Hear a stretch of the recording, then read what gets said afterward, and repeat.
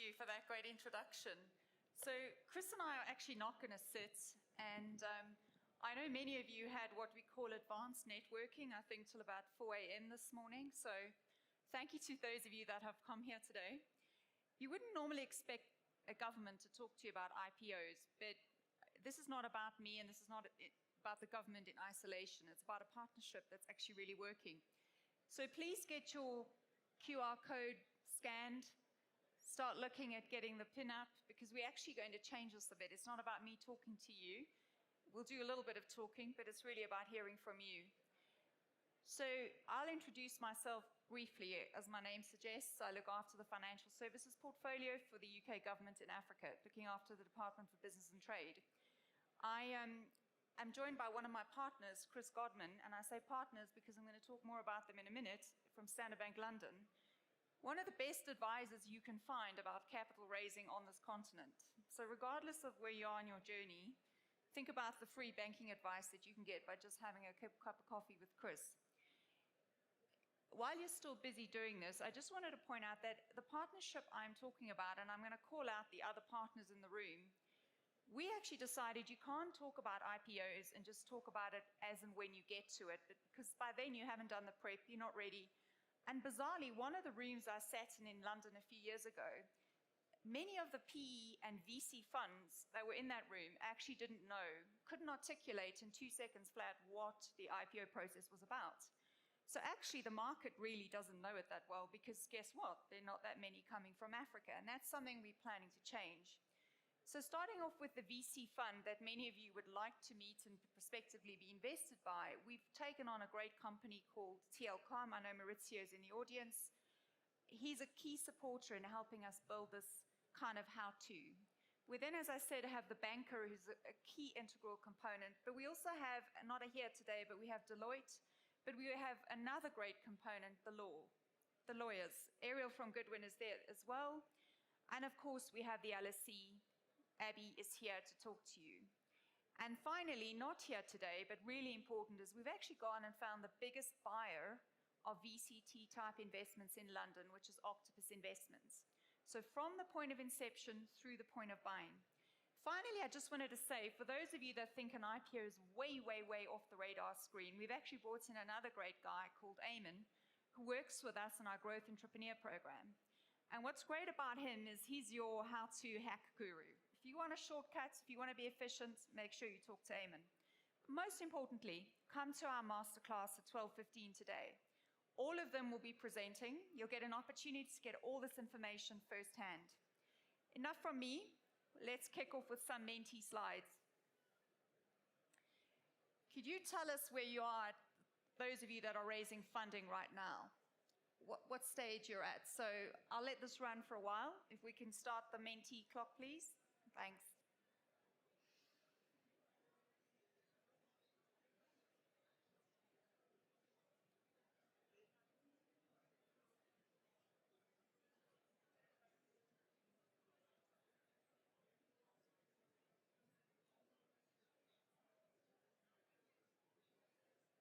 Did the Series A people stay out way too late?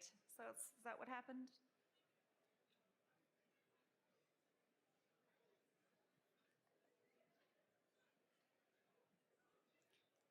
Okay, so I think we're going to call time on that probably, just because it gives us a snapshot already. So I did allude that actually the masterclass is for everyone. Chris, do you want to make a comment on this, just based on this and maybe some of your other sentiments? Well, I think... Can people hear me? Yeah, I think it's working. Yeah, so look, I mean, the key thing here is, this is where Series B is where we're starting to talk about the public markets becoming a very, very, very interesting time for your potential future liquidity events. So I think that, and Tracey's talked a lot about the masterclass we're doing today. The great, the good, I'll give those to Tracey. I'll take the ugly, that's fine. But I think there's a lot of things, a lot of insight, because ultimately when it comes down to this, and what you'll learn when we talk about this is IPOs, it's a big decision you're going to take as a corporate, and they take a lot of time. So when market windows are open, you need to be ready. And that's why you need to start this liquidity journey early. Okay, so let's take to the next slide. So off we go. What comes to mind when you hear the word IPO?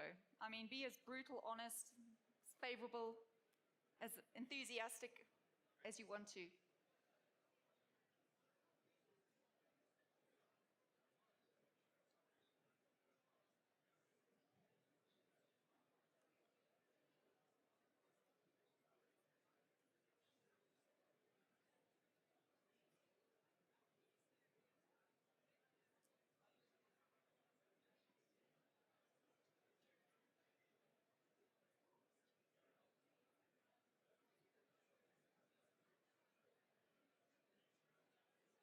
I'm liking the honesty around complicated. I think that's going to be something we're going to take head on in the masterclass, right, Chris?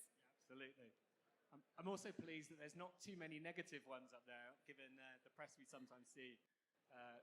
Utopia. I mean, we're going to hang on to that word, I think. Utopia is the one we're going to really stick with here.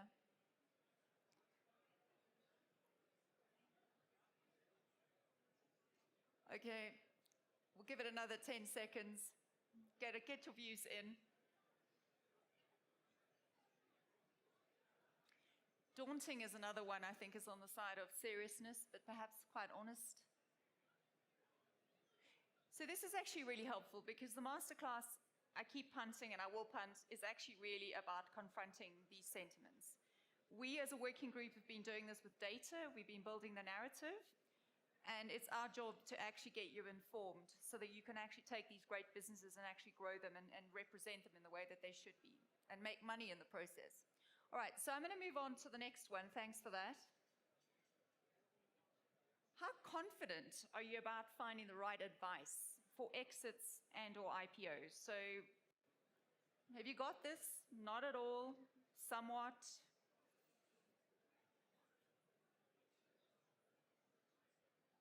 Nobody's going to tell us they've got it, because if you do, please come join our team.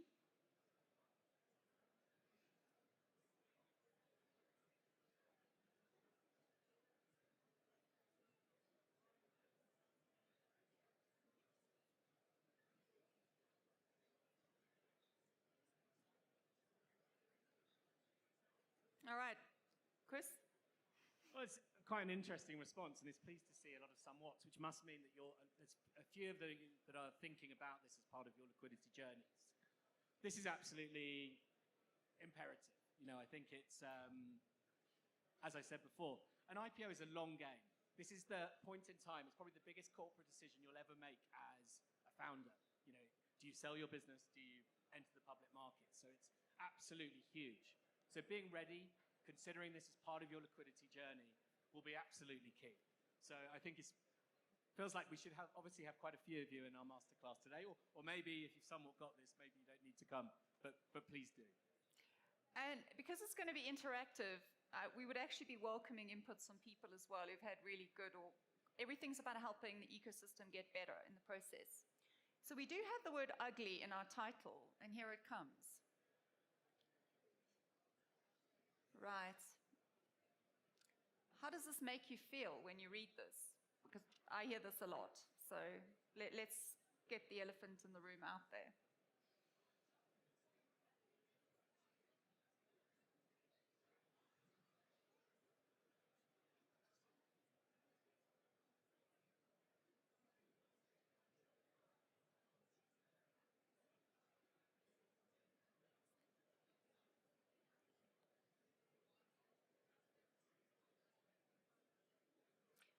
Oh yeah, I'm liking the positive action, and I do think that's really what we are hoping to do here, and we have been doing for a while now as a group. While you're doing this, I just wanted to say that Abby, who's obviously going to be doing the LSE's position, along with the rest of us, we've worked almost 3 years on getting the data, fixing the narrative, and actually trying to get people to consume the information in the right way. I hope any journalists who are in the room will actually be joining the masterclass as well, because when you read these articles, and since you will now have the data, you'll actually see that we're not comparing like for like. You cannot compare the NASDAQ to the Euronext. You cannot necessarily compare the initiatives that are going around in the Middle East, where people are encouraged to set up operations in the Middle East, with a place like London, which is, by fact, one of the most global places to do business. So the whole purpose of what we're doing here is really to say, let's step away from emotional media and let's start to build an ecosystem with the data and the facts. And again, we hear this and we're doing something about it.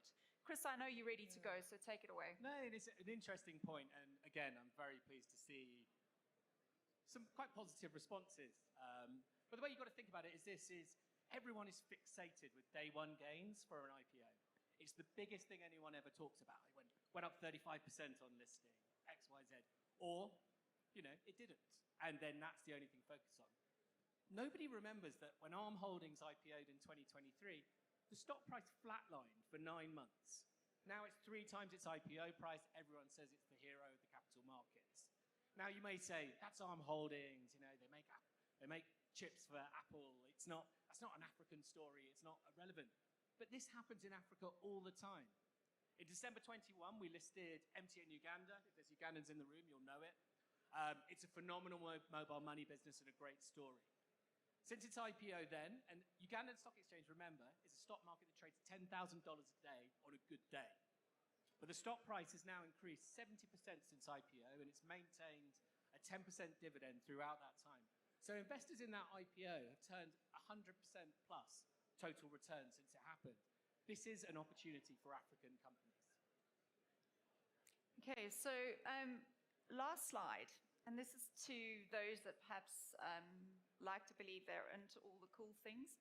And I'll be seeking for forgiveness from Eamon later on this point because I actually got this from him. So.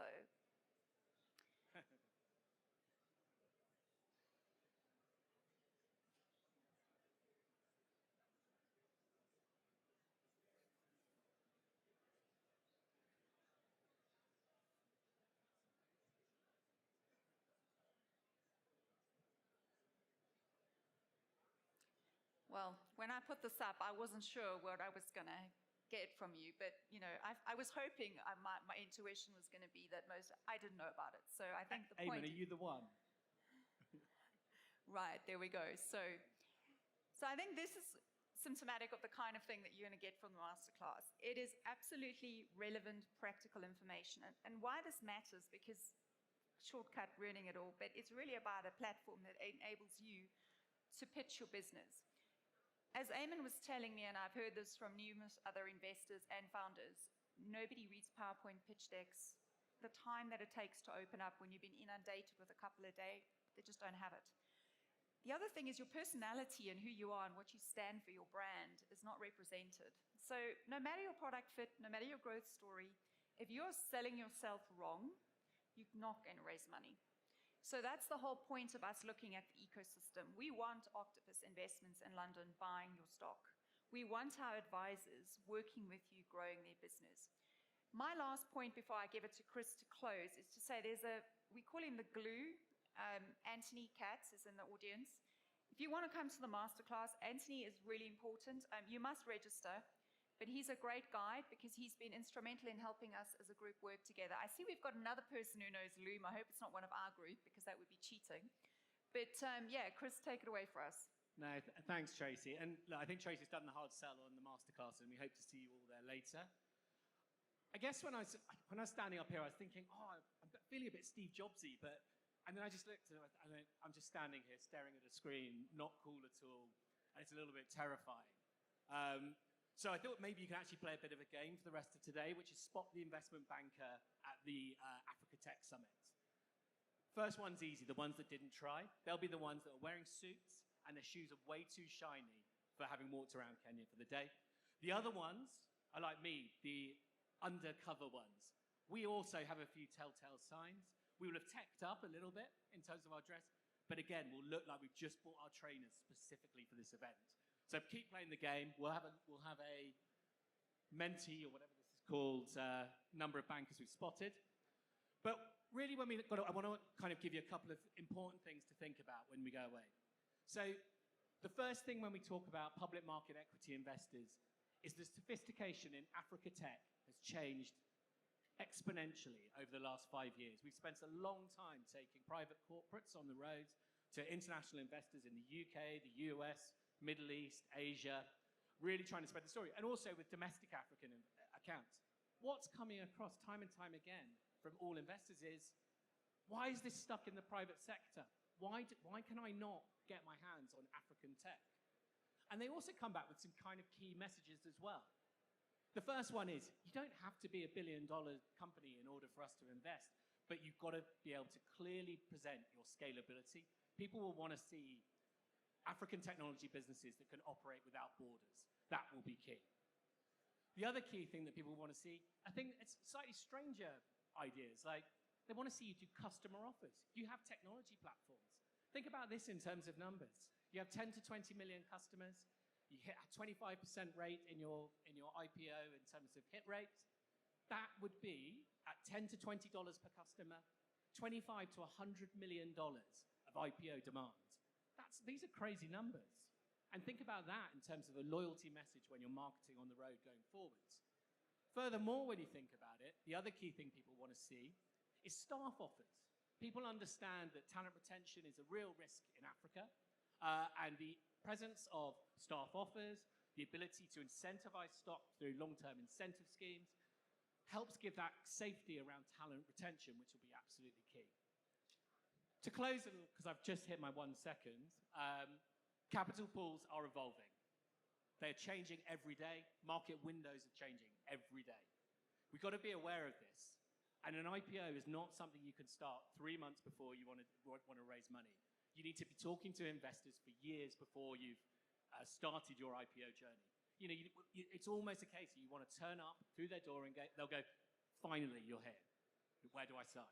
That is when you've got your marketing right, and that's why your IPO journey has to start early in the process so that you can continue to create demand tension across multiple liquidity sources, so that when it comes to your big liquidity events, you've got the opportunity to maximize success.